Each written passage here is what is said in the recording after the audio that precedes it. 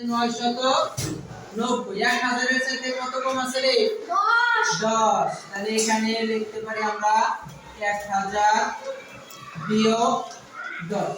আমরা এই যে 1000 বিয়োগ 10 কেন লিখছি বলো তো কারণ উপরে আমার আছে কত 990 আমরা এই 1000 থেকে যদি 10 বিয়োগ করি তাহলে কিন্তু আমরা 990 বের হয়ে যাবে তাই না 90 যেহেতু কম আছে এজন্য এটা কি বিয়োগ করছি যদি আমার এখানে 1010 থাকতো তাহলে কিন্তু আমরা 1000 যোগ 10 লিখতাম ঠিক আছে যেহেতু 10 কম আছে 1000 এর সাথে এজন্য এখানে বিয়োগ করা হয়েছে কারণ হচ্ছে 1000 থেকে 10 সংখ্যাটা বিয়োগ করলে আমার এই পুনরায় উপরে যে 990 আছে এটা কিন্তু বের হয়ে যাবে ঠিক আছে না এরপরে গুণন 24 একদম সহজভাবে বিষয়টা বোঝার চেষ্টা করছি এখানে আছে কত 1000 আর এখানে বাহিরে আছে কত 24 এই 24 দিয়ে এই সবগুলা সংখ্যারে গুণ করতে হবে 24 দিয়ে 1000 এ গুণ করলে 1000 গুণন 24 মাঝখানে কি চিহ্ন আছে বিয়োগ দিলাম বিয়োগ এখন এই 24 দিয়ে 10 গুণ করি 10 গুণন 24 তাহলে এই 1 দিয়ে 24 এর গুণ করলে কত হয় 24 তাই না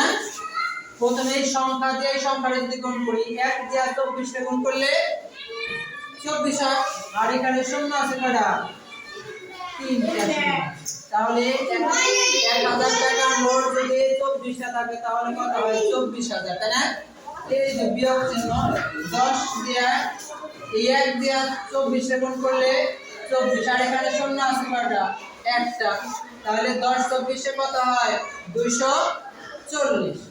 এখন এই 24000 থেকে 240 সংখ্যা বিয়োগ করলে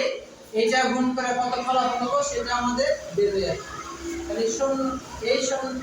থেকে এই শূন্য বিয়োগ করলে কত হয় 0 এই 4 আছে কত হলে 10 হবে 6 এটা হাতে কত 1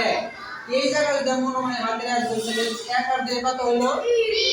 3 আছে কত হলে 10 হবে 7 হলে হাতে কত 1 মনে মনে যদি আমি হাতে 1 এই জায়গা করি 1 আছে কত হলে 4 হবে 3 হলে হাতের 1 কিন্তু আমার শেষ তাই না এখন কি হাতে আছে না আর এখানে 2 অঙ্কে 2 তার মানে 23760 এইটাই হলো উত্তর